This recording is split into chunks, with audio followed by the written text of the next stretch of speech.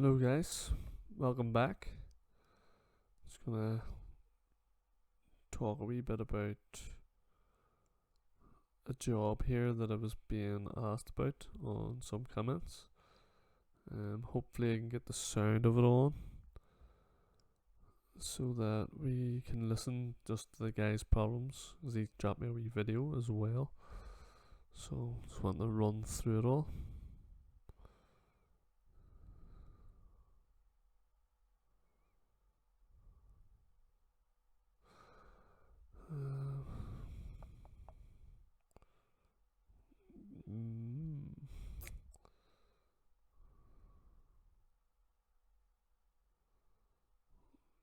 Need to change the video here shortly so we'll know what we're talking about. What's up, buddy?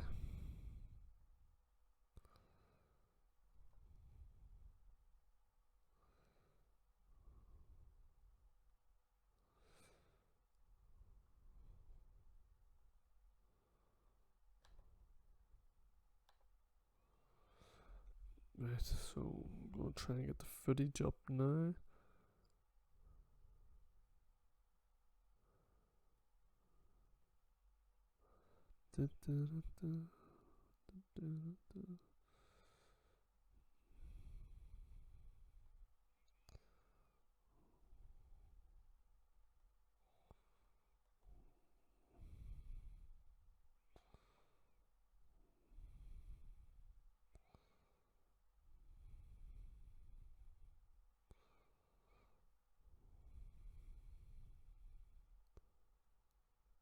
What's up, Michael, buddy? Yeah, in that previous video, I was taking away that wall. That I just changed to what this video, what the live stream's about. What's up, Jimbo, mate?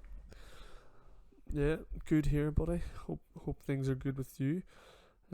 But yeah, Michael, mate, that video where I was taking the wall away is on the channel. In case you want to ever watch it, it's how to remove a stud wall, non-load burn stud wall. So I'm actually half decent wee tips and stuff in that video on its own. So I was just sent this video, guys, by a subscriber. I'm hoping he gets on and asks the questions and stuff he's wanting to ask. I'm going to actually try and put the volume on this video as well shortly, so that we can hear what he's asking me and stuff as well. I've already sort of watched this video, so I sort of know all the questions that he's asking. I think he's trying to repair the house up himself. Again, they're all sort of questions that hopefully he can answer as well in this live stream. But basically he's getting a bit of problems with damp. He sort of did wee bits and pieces of everything. It's almost like he's sort of testing things out himself by the looks of things. Yes, Michael, buddy, I sure am. What about yourself? What part of the world are you in?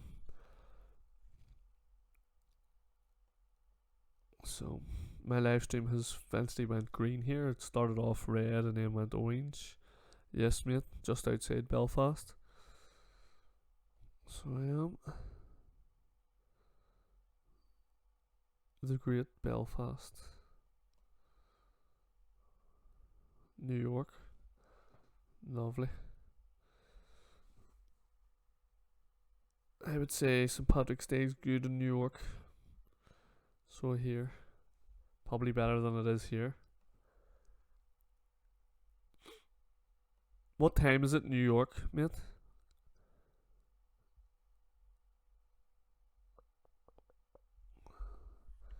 Been to America before, in Minnesota.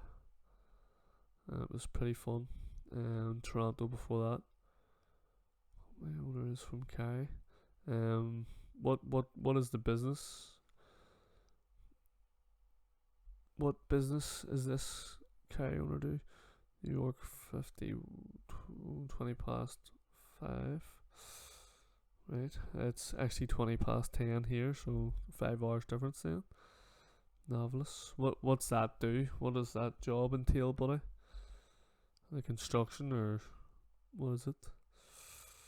Tell me more. General contractor, yeah.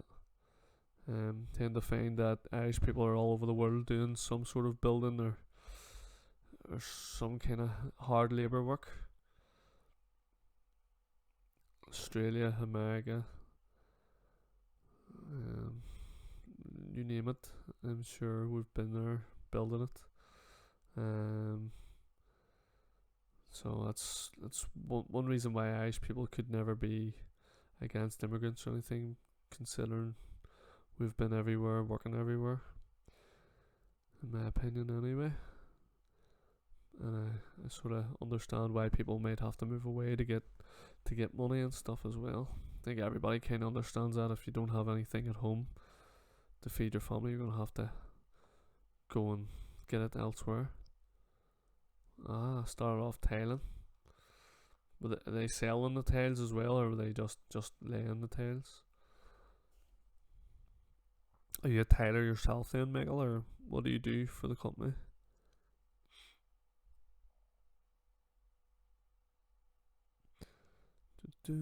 So yeah, guys, the subscriber that sent me the photos and the video here, you can see he's got some issues, and he has bonded. Painter, plaster man, happy days, buddy. So you do a lot of dry lining. Probably in New York you would probably still have a lot of red brick buildings and stuff, I would imagine. A lot of solid plastering still to be done. Some of the older buildings as well, I would imagine there's fibrous plaster in it as well. Definitely probably one of the older cities in America. Not sure how much gangs in New York's close to being what the place looks like, but no, I've seen some stuff. Tasmania, Australia. An old Irish man here works on registration work in Habit. What's up, buddy William? Haven't seen you in a wee while. Are you still doing the kayaking or the wee boats? I think it's kayaking you do, mate. Pretty some nice places you're doing down there. Old buildings, old style plaster, new constructions, all sheetrock. Yeah, there's a big difference between plastering over some sheet and plastering over some red brick, some old clay brick, or some old stone. There's two different ball games altogether. So what about it, William? You still doing that kayaking, mate? That definitely looks like it'd keep you fit anyway. Rolling up a river. But sort of hoping my buddy gets on here to ask his questions. He's still doing some plaster work now and again too. Yeah, you have to keep your hand on the trade.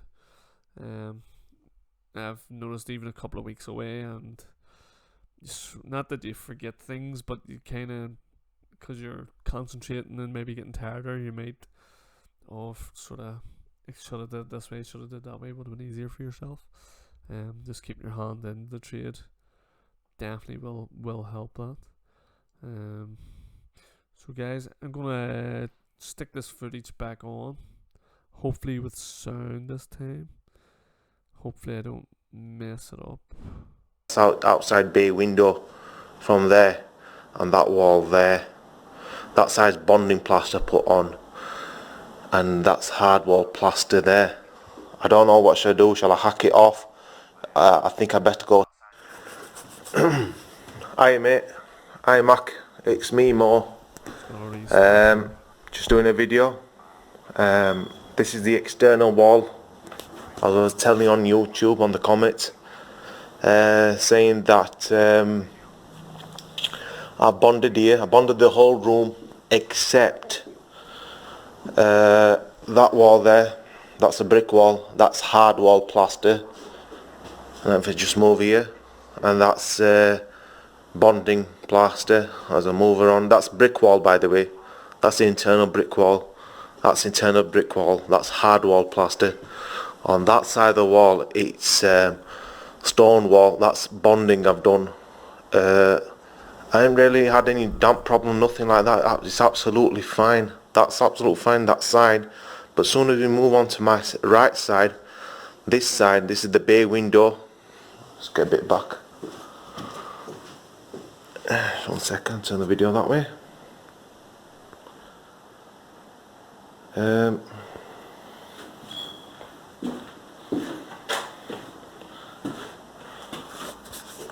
That's hardwall plaster, and that's the outside wall. That's outside bay window from there, and that wall there. That side's bonding plaster put on, and that's hardwall plaster there. I don't know what should I do. Shall I hack it off? I think I better go sanded cement. You know, as I've done a little bit of patch here. I've done sanded cement 4-to-1. It's just a regular building sand. It was just that it had some cracks, so I covered all the cracks up. So it was like, just cover all that up there. It's 4-to-1s, you know, coming off. So yeah. And yeah. Looks alright, but I think I'll best do sand and cement that. If I just go on to my right side, to the side.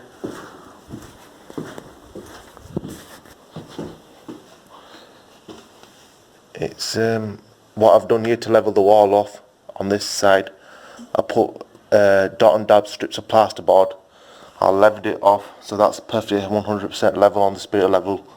And then I threw the dabs on the bonding plaster and feathered it up, so get it nice and leveled. But the thing is, it's starting to have a bit of a dampy smell at the moment. I can't smell it, but it's starting to, on the plasterboards, it's starting to give out like this kind of black splodges, like damp. You know, I don't know. So yeah, I don't know if you can help me out. Let's go on the other side. I know harder wall tends to smell, but you know, it gives like an eggy smell. If I go right down here to the hard wall side, it's giving out like some kind of,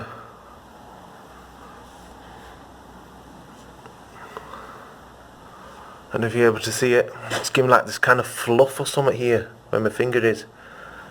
You able to see that fluff there? It's starting to build on the wall. I don't know what that is, like damp or what.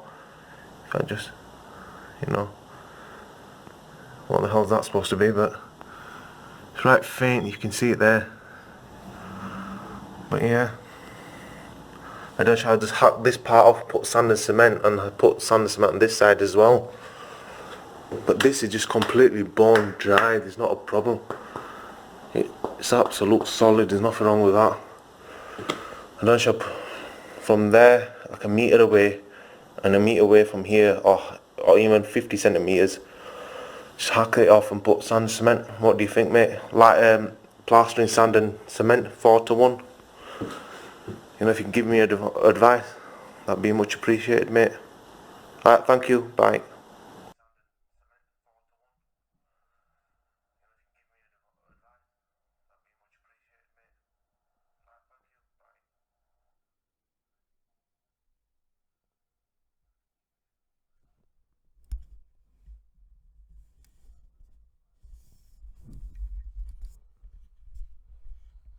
Right, so my buddy Mo with the video and asking the questions there, guys. So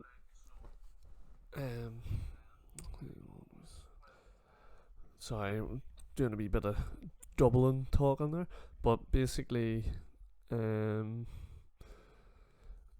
a lot of problems going on with his damp issues here in the background on the videos.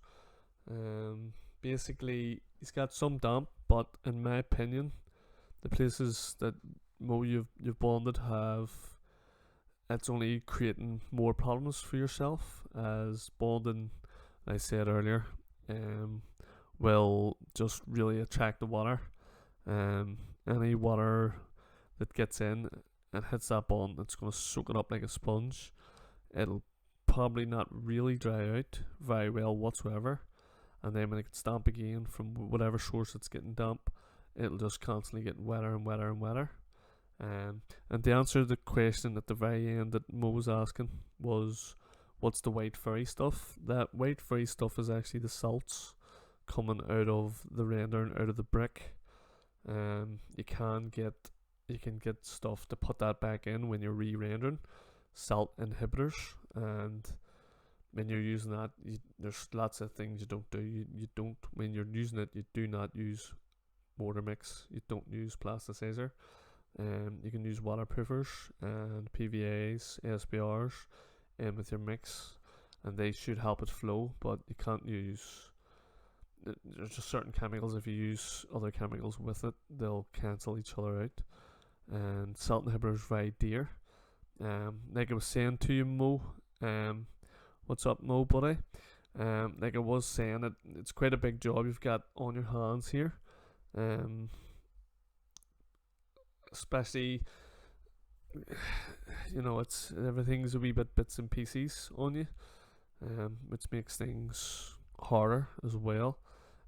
I sort of like what you were doing with the dot and dab. He dot and dabbed the corner, and then he basically dot and dabbed the corner strip on, and he put it on plumb. It was a brilliant idea, and then he screeded bonding up off it. So that's a great idea. But it would have been better if you had to use sand and cement, and it would have been better again if you used foil back plasterboard with bonding compound instead of bonding. Bonding has I'm not going to say a chemical, it has an ingredient in it called vermiculite, and vermiculite attracts water. It's just a sponge. Believe it or not, farmers use vermiculite. They use it in their flower pots. Let's just say flower pots. Obviously they don't use it in their flower pots, they use it for agricultural or reasons. And basically what it does, it holds the water. So if you put it in your flower pots and you water your flower pots, you can go on holiday and that'll still release the moisture very, very slowly, so that your plants don't go thirsty when you're on holiday, and you can come back a week or two later and your plants will all still be alive. And that's just because the vermiculite is holding the moisture in and it won't let go. And that's what's in bonding, vermiculite. The reason it's in bonding is, well, one, it keeps bonding lightweight. It's insulation. It's very fireproof.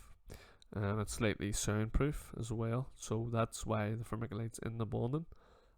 Also bonding, not sure, don't get me wrong, I don't know all the science and chemical stuff right down to the T of it all.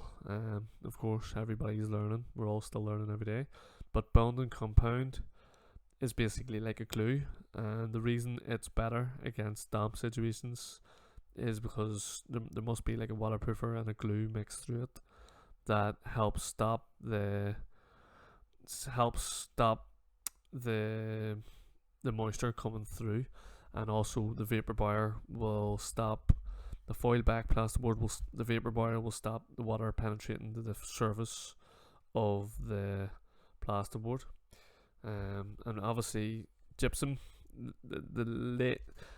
don't want to use. You want to use as little gypsum plaster as you can with damp. Obviously, your finish coat probably will be a gypsum finish coat plaster, but I'm not telling you to one coat it. But definitely, if you are going to plasterboard and all, make sure you try and keep everything as neat and tidy as you can, so that your two coats will do it. You really only want to have 3 mil on maximum. And the other tip you can do with damp when you are finishing your skim is to leave it like a matte finish. Don't shine it. Try not to shine it, and that'll help it breathe as well.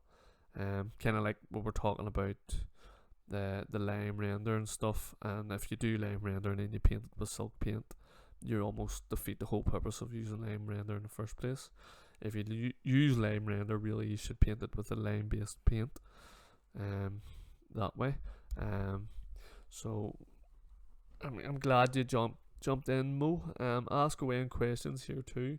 There's other guys in here that are plasters as well, that basically your head might spin a bit, but you can always re-watch it again and reread the comments and try and take you can take in everybody's advice, and you know what's going to work for you is what's going to work for you, at all times. But obviously, with the more advice, the more options you have. You know, something might twig in your own mind, and you think, I'll go for that. It's a bit like what this Dog is saying here. He's saying try to stay clear of cement on historical buildings. Uses original materials, fresh slate, lime, sand, and hair on lath and SolidWork. So that's what I was going to say as well. Is that basically plasters, when you are coming to do a renovation job, you should be trying to do it as close to the original as it was done, because more than likely that is the best way it was done then. Obviously, like I said, that and dab, you could use insulating boards and stuff, because this house probably doesn't have a cavity, so you could use insulated boards. Obviously it's going to cost you more money for materials, and that, but you could use insulated boards, and that'll help keep them walls warmer, so you won't get any condensation on them walls. But again, it's all you know, it's basically it's all down to you, but it's all down to your budget as well. What is the use in plaster if the owner just seals the surface with plastic paints? Yeah, William, that's, see, people argue with me all the time, because I do use, obviously I put prices in the builders, but I did do a good few jobs over stonework, and basically there were salt inhibitors, all sorts of chemicals put in to help stop damp and help the sand cement breathe, stop the salts, the whole lot. And basically, like, if you're gonna seal the whole surface, you may as well just use sand cement to begin with. You can cut a strip off the bottom as well that'll stop any damp leaching up the way a bit. My buddy Mo did also drop pictures in, guys, of the outside, but I couldn't really get them downloaded properly out of my emails for some reason. Because I asked him about the outside, because this is something that people seem to think that, you know, they give lime a bit too much credit on saying that it's going to just let the water in and out and all this, and it's going to dry out lovely. That's not the case. If water's coming from outside inside, it won't matter if you have lime render or not. It's going to destroy things. You gotta stop the damp and the moisture. You gotta stop it where it's coming from. I've always said it. People always seem to neglect it. You know, you gotta stop it if it's coming from gutters, leaky pipes, a leak up on the roof. If there's holes on the brickwork, you know, you gotta fill them in. You gotta stop the water coming in. Do a lot of situation where base coat is spreading from finish coat. Delaminating situations where base coat. Sorry, I'm just trying to read the comment. Do I run into a lot of delaminating situations where base coat is separating from finish coat? Personally, Michael, the only time I've ever had an issue with that was when the paint was flaking. But you should always scrape down your paint, score it. But this paint was flaking after it was thistle bonded, after it was already scraped twice. I think it was just damp in the house, and the paint sort of just gave up after a wee while. But it was all fixed before we left. It happened on 2 walls in a house that we were renovating, and we ended up just cutting it all off and just redoing that wall. But delaminating, that's, and then one other time, long time ago, I PVA'd a ceiling, and the paint that was on the ceiling turned to like a rubber, and I had to scrape everything and start again, PVA it again, basically scraped it all back to the skim coat and just started again. But not like, if I floated a wall and skimmed it, I've never had an issue when the skim popped off the wall. Never ever have had that issue. Burr plaster, I've always been able to seal it well where it's holding well. So is it a gypsum finish coat that you're putting on that's separating off the lime, the sand, cement and lime coats. The problem with lime as well, guys, when you're redoing it, is that it takes a lot of time. You gotta make sure you let it dry out before coats. All the old stuff. Yeah. Even when I've went over older render, some jobs was one where the guy chipped off all the skim coat of his whole house and re-skimmed it, but the only problem I had in that, no delaminating between coats, but it was high suction. We had to soak the walls down, and actually had to PVA them like 3 or 4 times to try and slow the sand and cement from soaking in. And even that, it's still like we were coating it on and channeling up straight away. It was a relentless job, very, very difficult. The problems we got there was when we weren't doing right angles, we splashed a wall or two, and when the guy came to paint, the PVA shone through, and took him much coats to get rid of that problem. At some of the wee corners, just think we could have been a bit neater with the PVA, but must have just flickered. PVA can be a nightmare to paint over. Constantly doing repairs. We had to cut off wall render 1 meter from floor and redo it. Often wonder if they ever really worked at all. Always interested in the different methods and materials used. Yes, William, buddy. Mo was asking what basically he's thinking. What is his best solution to beat this damp? I think this is a brick house. I'm not sure. It probably is done. I think he said some walls were done with hard wall, but I would say originally this house would have been done with sand and cement. Hard wall could be another option for you because I think it's a bit better for damp, but it may be called hard wall, but I don't think it's as hard as sand and cement would be. When it comes to damage marks and that there, etc. But like I said, gotta get outside, make sure your gutters are all working fine, there's no water coming down, there's no big gaps on the outside. If there is, you gotta get them repointed. Any big screw holes, anything sort of, basically anything with 10mm hole will let in quite a lot of water, believe it or not. It'll also let in vermin, mice, insects, they can all get in 10mm, no problem. Anything you can fit a pencil in, a mouse can get in. So if a mouse can get in, water's going to get in. If water gets in and you got bonding, it's going to stay in, and it's going to just get worse and worse and worse. But basically, my suggestion for your job would be any bonding on the walls, remove it. Anywhere that looks damp, remove it. Get it all back to the bare brick, clean it all down, go outside. Anywhere these damp issues are, get outside and have a good look. Bit like round your bay window. I didn't get to see the roof of the bay window. Is there a roof above that? Could there be anything getting under the roof tiles? Is there cracked roof tiles? Is the felt underneath the roof tiles completely rotted? Is there gutters around it? Are they, is there problems with them? Secondly, think about your windows. Do your windows have vents?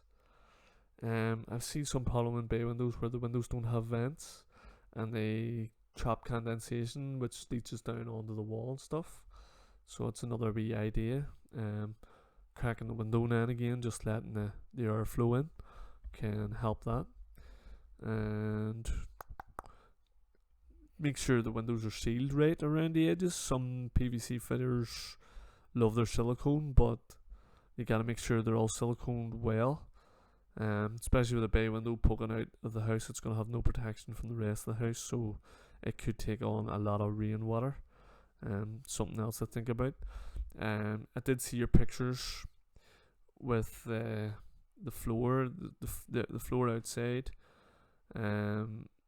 It's stone all the way around, and the outside is clean and dry. Good. Well, that's good, man. Just keep an eye for cracks and stuff in the mortar joints, just things like that. Obvious things around the windows, gutters, they're all a big thing. Pipe work in the rooms above, make sure there's no leaky pipes. Telltale signs will be in plasterboard more on the wall than on the walls. floor levels as well. You got to make sure your inside's higher than your outside. It's a big cause of bad damp, because obviously you have a step on the outside, you're just gonna get water coming in from the outside, that way. But I think I'm covering quite a lot. To me, you got a good few options. You could chip it all back. It's going to be a hard job. If it's brick, I can't see if it's brick, block, or what is it? Is the insides made of stone or brick, Mo? It's hard to see there, as it looks like there's still some render on it as well. I'm not a spark as well, Mo buddy, but over here all wires should be in conduit pipe, just for safety reasons, because if you cover it all up with plaster and you go to hang a picture and there's a bare wire, you don't want to be putting that nail straight through. Although I did hear Spark saying the plastic piping wouldn't stop that anyway, but give you half a chance possibly. You can see that wire has a conduit on it. Just something to keep in mind. You gotta just keep yourself safe, even in the future after you plaster it. You might not remember where the wires are, up above to the side and stuff.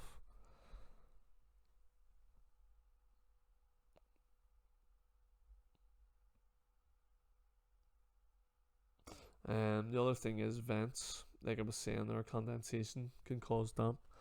Make sure there's no blocked up vents inside or outside. If you find one that has brickwork in it, you're gonna have to open that up again, smack it open, put a grill on both sides, get the air flowing through. There's probably not much of a cavity in this house, if anything, but the air flowing into them areas.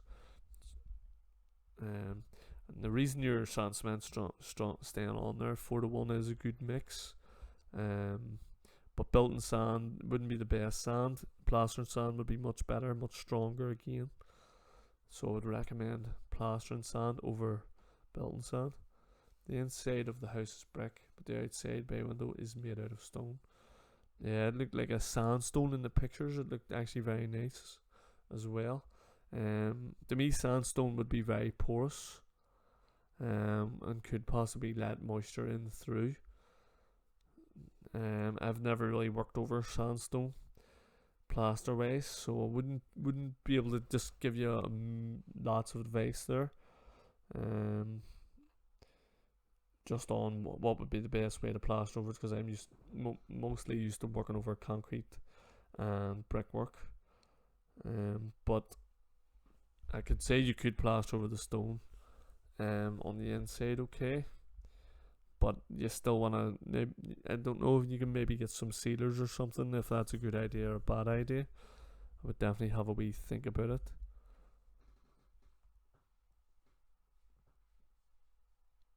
Yeah, McGill's saying about taking it all off and find out where it is and letting it dry out.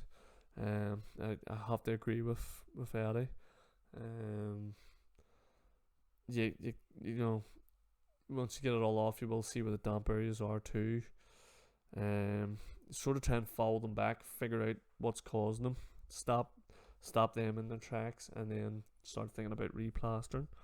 The next to the wall where you were saying in the inside wall, that doesn't touch, it's like a dead wall on the inside between, basically in the middle of the house, and I think you're saying it's in the video that it's bone dry.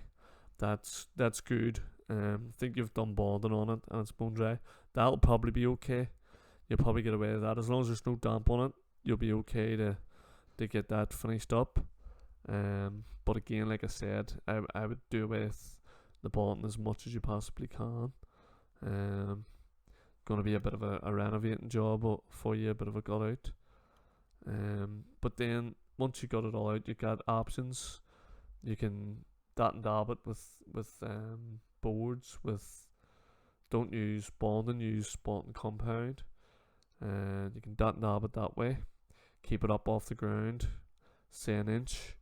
Use a vapor buyer in the back of them, and some people were saying that you should also mechanically fix them, and that's just to stop basically the void ripping off and the board falling forward. The problem with mechanically fixing them, with the big sort of, you get big fixings that go through with like a big washer head on them, and you just nail them on in. You drill a hole and then you nail them. The problem with that is, if you're doing that when the plaster's damp and you're dabbing it and you tap them in, you can knock it off. So you might be better dabbing them all, letting it set, and then getting yourself maybe 6 of those in it, 6 of them sort of fixings in each board, to stop it being able to ever actually fall off as well. That would be my sort of advice on if you were gonna board it. There's obviously there's mixes you could do. You could do lime render. I don't know if this house was originally lime or sand cement, as it's brick. What's up, Gordon, buddy? Yeah, going good. Just had a big feed, and I wanted to get this wee video done for Mo. He was asking questions, and I just thought it's easier for us to come on and chat about it and try and keep on dropping in comments after comments. But Mo, like I said, I'm obviously, I try to comment back and answer everybody's questions, and just stay in touch with everybody as much as I can. So if you do comment, I will eventually get back to you, even if it's a day late. So the backing has sand and cement around the bay window. Then I put bonding over it. Right. So yeah, I can only suggest you gotta get the bonding back off, man. I know it's a nightmare, but thistle bonding is not good for damp. That's gotta be your job number one, is taking away the bonding where the damp issues are. Obviously, the walls in the inside that don't touch the exterior, you might get away with those. Keep an eye on them, just make sure. You might get away with letting them ones go, and you can maybe skim coat them. But the likes of the bay window, your best option might be get the bonding back off. Any loose sand and cement render, you might want to take it off, and then you might want to just sort of think about that and dabbing it. Might be your easiest way. And basically, when you're dabbing, you'll dab a board on just the way you were screening, get it plumb and square both ways, and then keep working off it that way. It was bone dry even when it was raining heavily. Right, so it's gotta just be your bonding is just causing a lot of the issues then. It's just I'm trying to think if you could chisel it all off and dust it down with a wire brush. You still might need to repair your sand and cement that you done, or that was done previous slightly, and you might be okay to just re-skim it again. But it would get all the bonding cleaned off and maybe let it sit a week. I'm not sure what your time scale is if you're moving into this house or you're doing the work in this house yourself. I'm not sure what way you're fixed time ways, money ways, price ways. I'm not sure, buddy. You can let us know, and it might help you. Yeah, are you just moving into this house or just renovating it, or is this a job you're doing, man?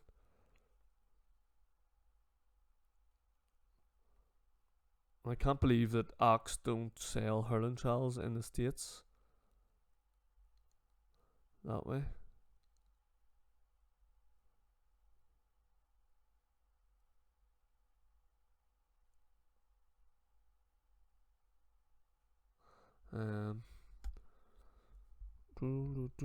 Yeah, Michael, I'm gonna give them guys a complaint after this video. Get a hurling trowel sent. But no, I haven't actually had much. That trowel's awesome to throw on and scud. Yeah, buddy. It's quite heavy, that one, but it's comfortable still to hold as well. You can make them as well, hurling trowels. I'll try and do a video making them. I actually was working alongside a guy, and he was brilliant at making them. So he was, and another guy I think he was loving making them. Not as nice as the Ox, yeah. Haven't used the REFINA one. I've used the Alex ones, and then the best Dyson trowel I ever used was a handmade tool. I actually want to do a video on handmade tools and new tools and stuff. I've got a good lot of good videos coming up to do with tools in the near future. Believe it or not, in another hour there's going to be a video uploaded here and live that has tools in it, unboxing. And the following week, don't want to give too much away, guys, you know. But yeah, Gordon, buddy, I would say where you are, there's a lot of sandstone block as well. What kind of tactics would you go for plastering? Just for talk's sake, if the person wanted you to rent over a sandstone block, what tactics would you take on going about that yourself, Mackie? Or walls, wire mesh. Here, wood lath hasn't been used in a long time. Plasterboards took over, Michael. People did away with the lath and just started plasterboarding. Even in the older houses, when they gutted them out, they just ripped everything off and boarded it out and skimmed it. Quite a lot. It is a hell of a lot easier. I did a previous video last weekend. Not sure if you've seen it, but we couldn't gut the ceiling because the guy's house was in such good condition. He had the walls painted, the floors down the stairs, a bathroom right beside the job all finished. So we had to just cover up. All the lath that was exposed was ASBR'd twice, then PVA'd, and then I pushed the bonding up. I just used bonding, and I just pressed it up so that it would curl up behind, lock in. I scrim taped over all the cracks and scrim taped it all, and then re-skimmed the whole lot right through. Came out a good tidy looking job. We also tidied up the cornice and bit of fibrous work, and also replicated the corbel that was in, I think, the original plaster. Ripped it off so we could plasterboard the other wall.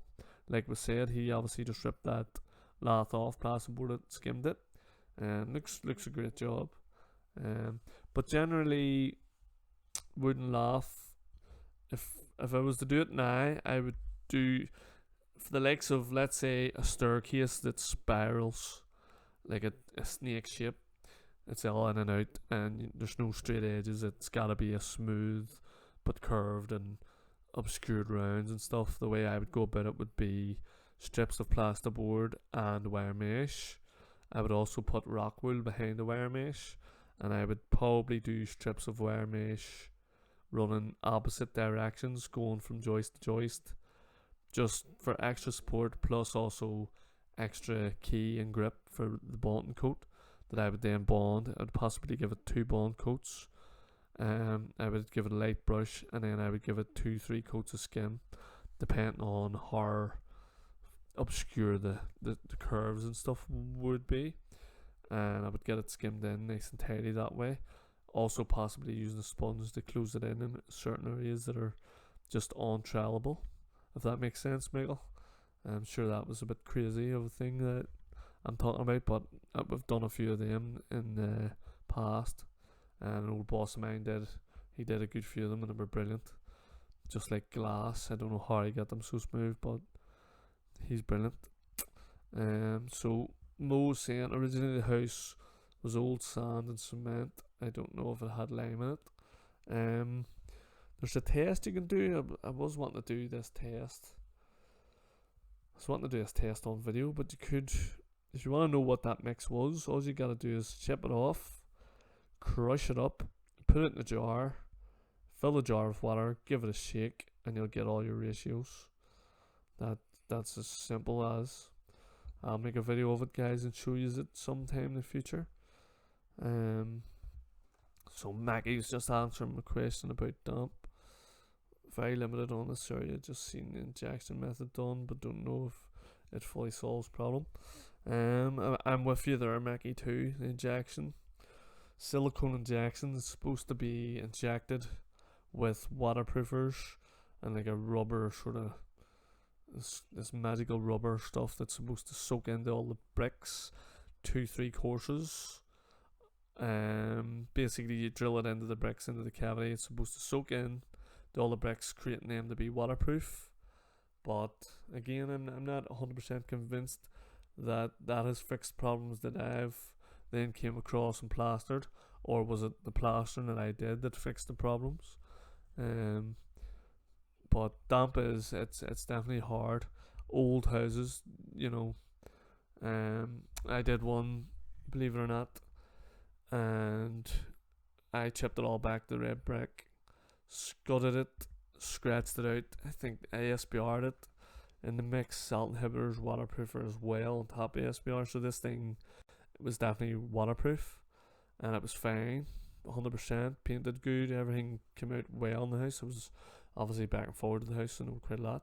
And then a pipe was overflowing on the roof, pouring down the outside on this wall for maybe 2 years, and eventually it got damp again. I was like, what's going on here?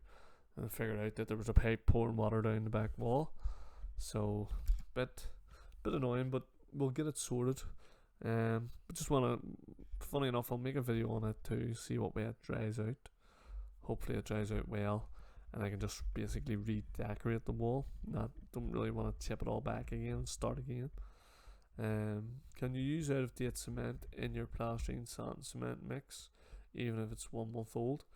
I would say 1 month old cement wouldn't be too bad. Check it for lumps, stones. If it feels gritty, it might not be great, buddy. It could be the problem with cement when it's out of date, I have found, is that the stuff won't set. It takes a lot longer to set off. So if you are doing something and you know concrete and stuff, you want it to set, you want to get it finished.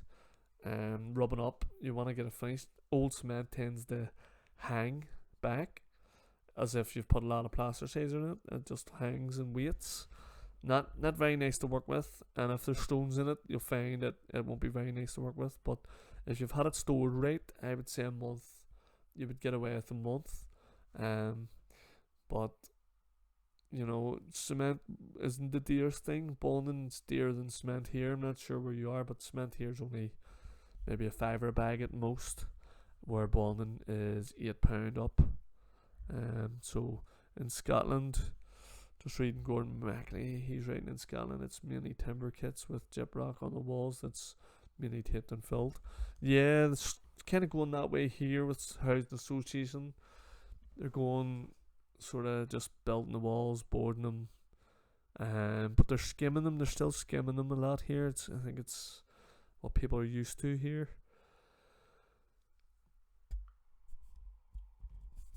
Sorry guys, I'm yawning away here. People seem to be more used to fully plastered houses here, and they seem to be trying to keep it that way. Slightly anyway. There is a few houses been taped. But yeah, gyprock. Oh, and by the way, Mo, see the plasterboard with the black mold on it, the black damp. Just be careful with that. Make sure you wear a mask, gloves, overall suit if you can, because that black damp is very, very poisonous. It's bad for your health to breathe in. So just take care of that, buddy. It's not good for your lungs whatsoever. If there's any black mold or damp anywhere, guys, you gotta make sure you got dust mask, gloves on, scrub it away or chip it away, whatever it is. Take it all away and redo it fresh. But again, that black stuff only comes from damp drying out and damp coming back and drying out. That kind of mold is grown from damp in the first place, so you gotta still fix that damp. There's lots of different sort of colours of damp, like in plasterboard, like it can go yellow, like a light yellow, like a tea stain colour, and then into brown, and then it'll start going black mold. That's like real consistent, slow dampy leak. See the white stuff, Mo, I'm not sure if the white stuff here that you're rubbing, yeah, that black mold, that's not nice stuff. It's very bad for your health. But the white powdery stuff now, it was salts coming out of the wall again due to moisture somewhere.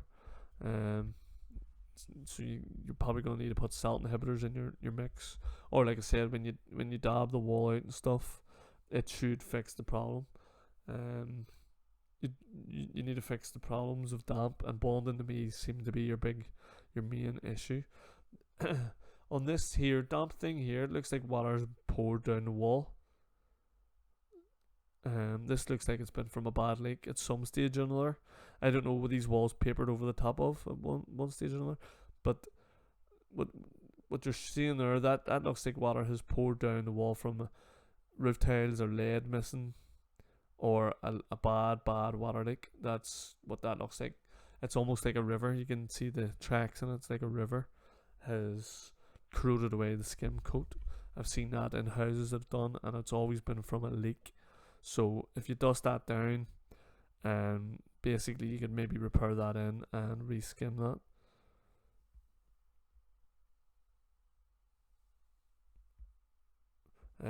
Williams asked me a good question here. I'll get on that, read it, and answer what I think shortly. But yeah, how you get rid of the mold is you gotta chip it away and throw it in the bin. Make sure you're covered up, mask, gloves, old work clothes, and even wash them things straight away. But I think the black mold can also spread. It can go from area to area to area. It does like not sure if it likes warm or cold, but I think when the cold hit the warm hits the cold, it'll come damp, and then you'll get the mold starts to grow, and then it can spore and spread onto other areas. But yeah, to get rid of it, you just gotta take it away, find whatever was causing the damps issues, get rid of that, and bleach that sucker down. Yeah, bleach wouldn't be a bad idea, but to me, the bonding onto that plasterboard's probably just trapping moisture constant. You would probably find if you rip that bit of board off, it'll be all mold behind it, buddy. Mo, can I ask, is this your own house you're doing up, or are you doing a job here, or what situation are you stuck in?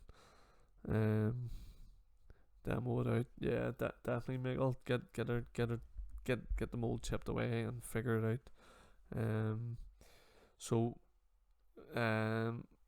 Doug Williams asking, houses in the UK are skimmed. My question is, how many times can you skim over the years without it add a lot of thickness to the walls over the years?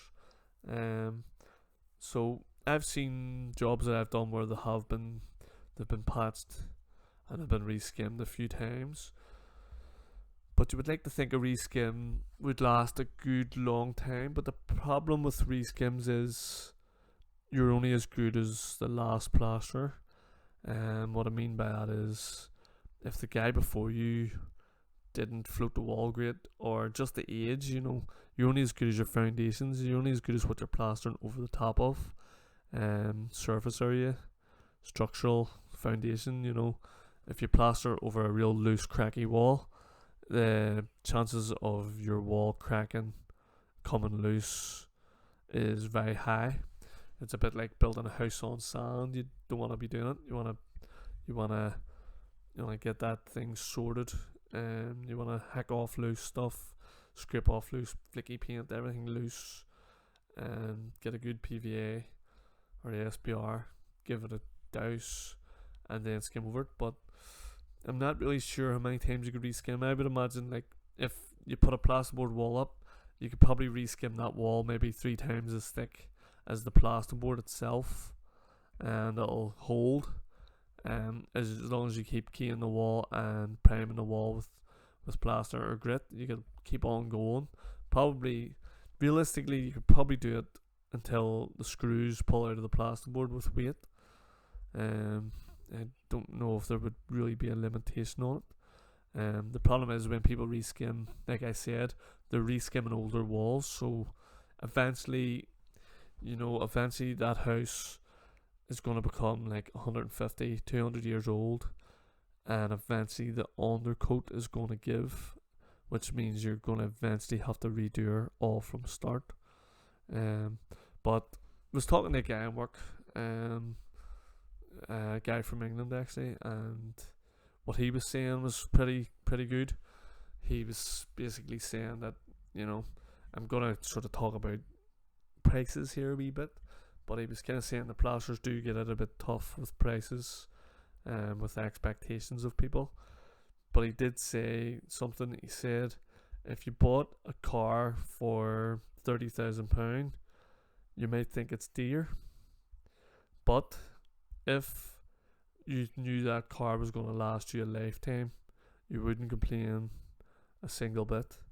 And you know, nearly all the plasters I know, a high percentage of the plasters I know in my personal life, and even on YouTube here, the guys we're talking to here, they, when they come to plaster anything in a house, their names on it, their reputations on it. Now, not every plaster, but the most, they are wanting to do a lifetime job on all their jobs. They're not necessarily wanting to come back to that house, but possibly that person's friends and family, they'll want to do plastering in their work. I know that this is the way I look, that I want my plaster to last longer than my lifetime, so that the person really gets a great worth for their pound when they hire me. That's what I'm aiming for, is lifetime jobs. And after you're dead, you don't really care, you know. If it falls off, they can get some other young plasterer to come do it then after 50, 60 years, you know. But that is the long and short of it. I do find that most plasterers have that mentality where, you know, what you're getting for your money is quality. It is good knowledge. You know, it's, guys are there trying to do it on the most, are going to be trying to do it to last forever if possible. I think all plasterers have that mentality. I think that's why most plasterers are very competitive with each other. You'll notice that.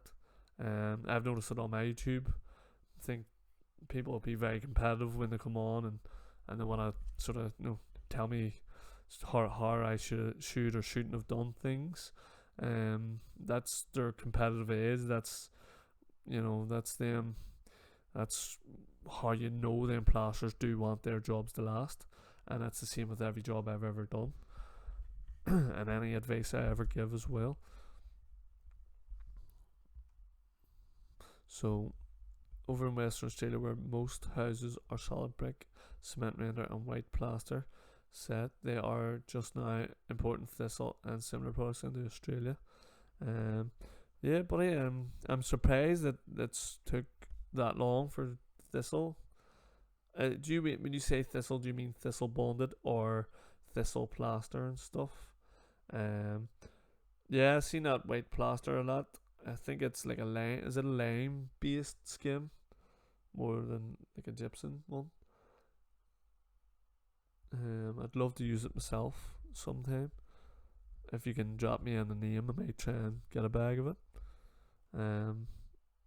Your message disappeared, Mo buddy.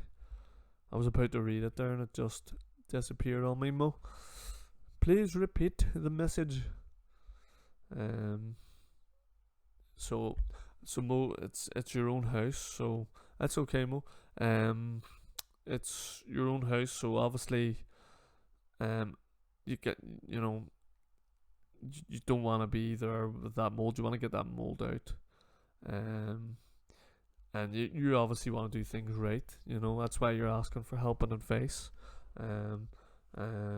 Unfortunately, if you lived around the corner from me, I would come round and give you all the advice of the days, and walk around with you, and probably even if you wanted, I would have been able to give you a price and work alongside you if you were interested. You never know, if there's some plasters round your way with good reputation, they might do similar thing for you if you need help. Obviously, I don't want to keep pressing you. I don't know what your budget and all is, but budget is a factor in plastering. But like I said there, if you do it right, it's going to be a lifetime job. So, you know, it will be an investment for yourself if you're going to stay in the house, especially. Even if you're going to sell it on, people sometimes can tell what quality is, you know. I'm not even going to read that comment. From that, I'm not. No, I don't hate anybody, mate. To be honest with you, do you?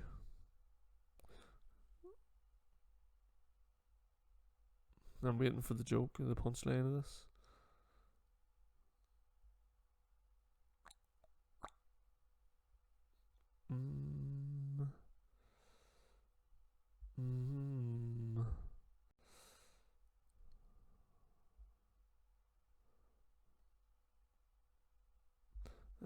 So yes, I guess all thistle bond and skin products, just lime putty and hardwall, plaster gypsum around 50-50 or a bit more gypsum to lime ratio.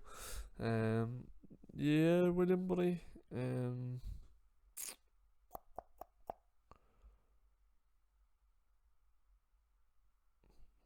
Thistle bond. So it's a lime putty, yeah, for the skim coat. I've also seen people using lime putty to plug out holes and stuff as well. It's supposed to be good for deep holes filling out, and then doing your lime and sand mix over. My thing with lime is that it's very weak. I don't find it. You know, we used it a lot in tech, and to me, sand cement was much more superior in a strength and durability test anyway. But again, guys, I'm gonna do some tests. I kind of want a lime company to contact me and send me out their best products. But if they don't, they don't. You know, I keep putting it out there that I'll test lime. I'll pick out a river rock, and I'll plaster this river rock. River rock is meant to be the worst thing you could plaster over with sand and cement, as it's been in the water so long. And if you plaster over it with sand and cement, you'll lock all this moisture into it, and it should start to deteriorate inside out. But again, I am going to do some tests on these things, and share them with the channel, share the findings. No point keeping all the knowledge and secrets to myself. Might as well share it all out. But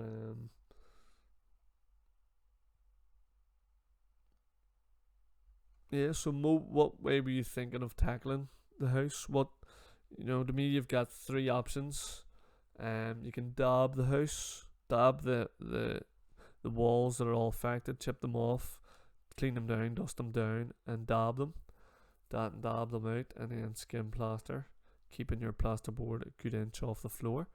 Then you could use a lime plaster. Basically, there's lots of companies out there. If you type it in, tongue's getting twisted. Hap lime, hydrated lime putty. Look into all them products. There's hardwall. It's supposed to be good for damp. But again, I wouldn't go towards hardwall. I would stay clear of that. Then you got sand and cement with lime. Personally, if I was going to use lime in with my sand and cement, say I did a 3-to-1 mix, I would only put a shovelful or a good big scoopful of lime. And that's because you don't want to weaken the mix too much. The lime will weaken the cement. Although guys tell you other words, they'll say it's much stronger and it's more flexible. But yet you'll never guarantee things won't crack no matter what you do. You just won't be able to guarantee no cracking.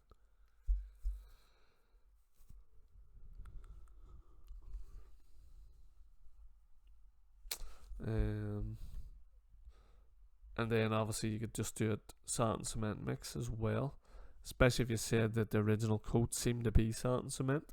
If that's the way the house was done originally, then I can't see any reason why you can't go ahead and do it.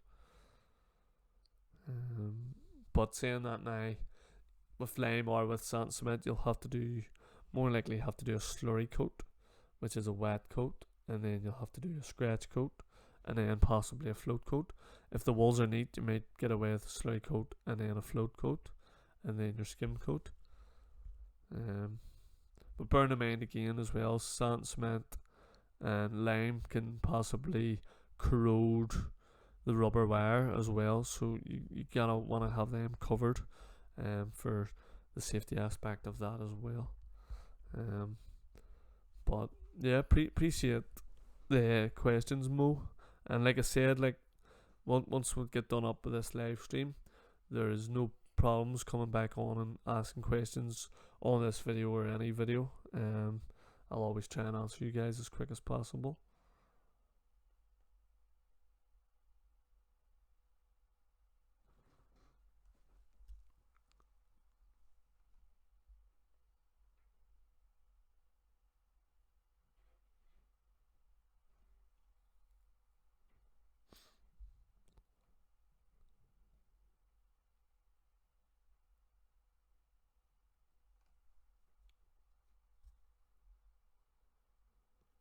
But so just basically, Mo, you are going to have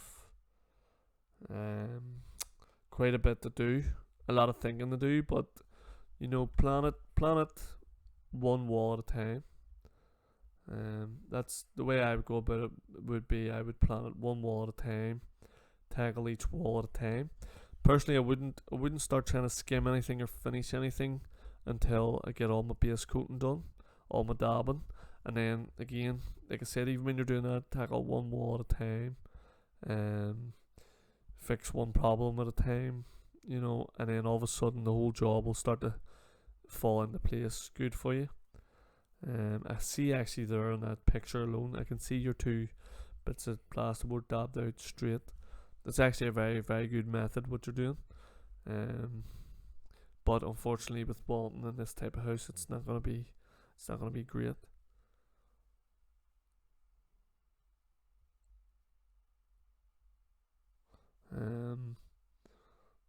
Yeah, I think Eddie has used a bit of Bolton. Easy mistake to make if nobody ever tells you, you'll just not know. It's everybody starts at a certain level, like, and obviously you will learn as you go on. I'm sure even by the time you finish these couple of rooms, you're going to learn a lot more. What kind of trowels are you using, Mo, and stuff? What tools, what plastering trowels are you using yourself? What trowels are you guys all using? In fact, I'm gonna change up the footage here as well, guys. Give Mo's job a break. But I did like his method of the dabbing the boards, guys. The wee strips of boards, plumbing them up and using them basically as a rule, as a guide.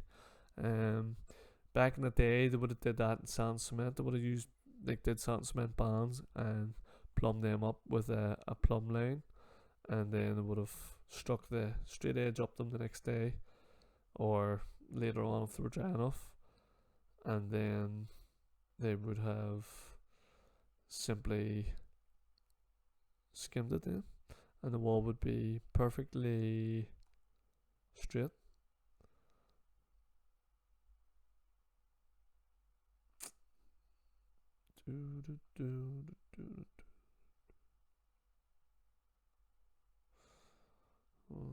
So this was last week's job, guys. You probably have seen it, like. Why is this video going funny? Sorry about this, guys, messing about a wee bit. But you can see this is an old plaster loft ceiling, very poorly cracked. The reason I couldn't rip it down, like I said during the video as well, if you get time, go and have a wee peek at this video. It was out last Sunday. In another half an hour we'll have another video out as well. But we repaired all these up and skimmed that bit of plasterboard. But you can see that the exposed timber lath on this job.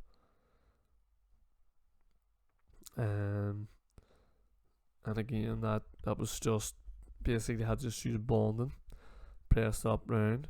The reason it came off was just due to its age. Like I say, like, you're only as good as what you're working over, but that job is quite solid now. as it was done. ASBR, 2 coats of ASBR, then a coat of PVA. Quite an awkward wee ceiling, as you can see.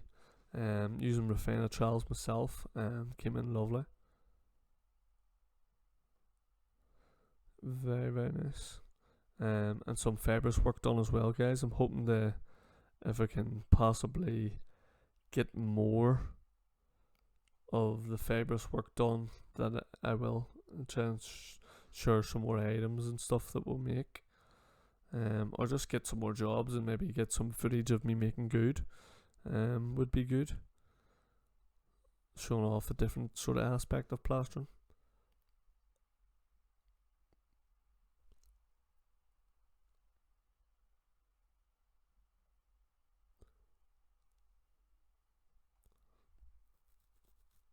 But I appreciate all the support, guys, as always, and all the questions, the comments. If you haven't subscribed, definitely make sure and get subscribed for more videos to come. And again, appreciate you all watching, guys. Another video is coming out here. I'll have it uploaded in the next half hour. If you just want to stick around, have a wee nosy at it. And also, there's always more videos to come. And Mo, buddy, if you need any more, anything else, any other wee ideas and stuff, just hit me up in the comments. And guys, appreciate it all, and I'll see you on the next video. Oh, so I'll just read Mo's comment first. I leveled them at 100% on the backing of that dab. Then I would throw bonding in between the strips of plasterboard and bottom them off level. Yeah, buddy, I seen that wee method. I know you were saying that in the video. That's a good method, man. But likewise, see if you did strip it all out and you wanted to do sand and cement, you would just do a very similar thing with the sand and cement. Just do like a couple of buckets, and you can do like straps up the wall, screed off the next one. You can drop a line from corner to corner as well, do an X shape thing to make sure they're all hitting, and then you could just screed up off them the next day or a couple of days later with sand and cement. Or lime. You could do it in lime as well. Do yourself the same thing, and it'll give you something to work off. Very similar way that when I do my floor screen job, if you look at it, it's a similar method. What I do with the floor screen is I build around the edges, plumb, and I straighten it all out and finish it, and then I work off them plumb buttons that I basically plaster for myself. Shall I use 4 to 1? Personally, I would do a scud coat of say even 2 to 1 or 3 to 1, and then you could do a scratch coat or a float coat of 3 to 1. But 4 to 1 will work. Plaster and sand and cement, definitely the best way to go. What you'll get with building sand is lots of cracks, lots of drying out, and shrinkage in building sand. You'll get sliding as well when you go to straighten it, and when you go to rub it, you'll get sliding and turn. It'll not be easy to work with. So definitely building sand, buddy. Not sure what your quality building sand is, but ours here is pretty good. Like, yo, William, thanks for coming in, man. I appreciate it. And definitely, stay in touch, guys. Love talking about work, as you can see. I spent an hour doing it. And I appreciate all the questions, but I'm gonna jump off here, Mo. So if you want to pop in any more questions in following videos, and I'll comment back to you, man. I'll let you know whatever I can help you with. I'll get there. Thanks, Michael, buddy, as well, for popping in. Appreciate it. Stay cool in New York.